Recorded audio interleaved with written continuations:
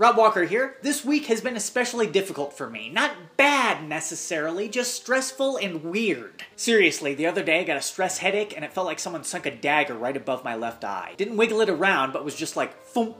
What now? So to combat my stress, I've been doing 3 things. Number 1, I've been listening to a lot of new wave 80s music. Melt With You by Modern English might be my anthem right now. Number 2, I've been watching HBO's True Detective at the suggestion of my friend Kyle Anderson. True Detective is so creepy and weird that I can't stop watching it. And number 3, I've been looking at all these pictures of werewolf cats. If we get a werewolf cat, I want to name him Talbot. And on the subject of werewolves, Valentine's Day was this past Friday, and I had one of the best Valentine's Days ever because it wasn't just a regular Valentine's Day, the corporate compulsory love fest. It was Werewolf Valentine's Day. And what is Werewolf Valentine's Day, you ask? Well, it's only the best holiday ever invented since Vampire Independence Day and Zombie Thanksgiving. Actually, both those holidays are made up. So okay, here's what Werewolf Valentine's Day is. A couple of months back, I ran across a party game called Werewolf. But the problem is I couldn't play with just 2 or 3 people. I needed 6 or more. So I told my wife, Valentine's Day is coming up here pretty soon, and what if we throw a Valentine's Day party? We'll have potlucks, people will bring medieval-themed beer, medieval-themed wine, we'll make the main dish,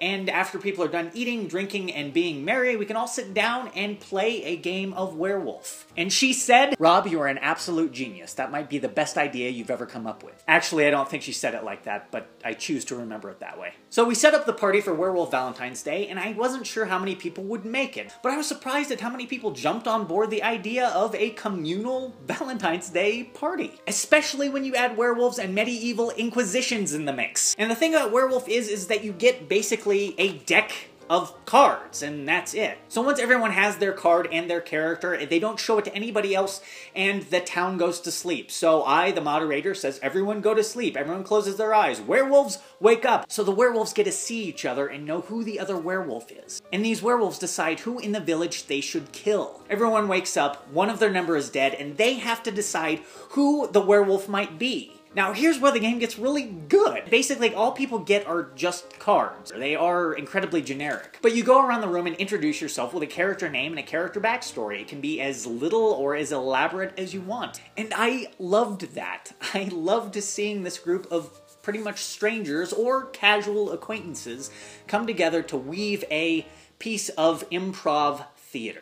And that, I think, was the power of gaming, and that is the brilliance of Werewolf Valentine's Day. Of course, we have to figure out a way to celebrate Chupacabra de Mayo. You should throw a werewolf party of your own because they're an absolute blast, and Rob Walker Films, me, Rob Walker, is willing to help you do that with a mini contest included in this video. You just have to answer this question. Name the 3 fictional monster holidays that I mentioned in this video, with the exception of Werewolf Valentine's Day. Answer the question in the comments. The first person to answer correctly gets a free version of Ultimate Werewolf Compact Edition sent to them. That's exciting, right? You guys get to throw your own werewolf party. There are rules to the contest in the description. So yeah, I'm really excited about it. This is my first contest. I can't wait to see who wins. Hopefully in the next couple of months I can get my stress under control, but for now, if anyone needs me, I will be listening to 6 hours of Modern English's Melt With You under that pillow fort. This is Rob Walker saying, thank you for watching.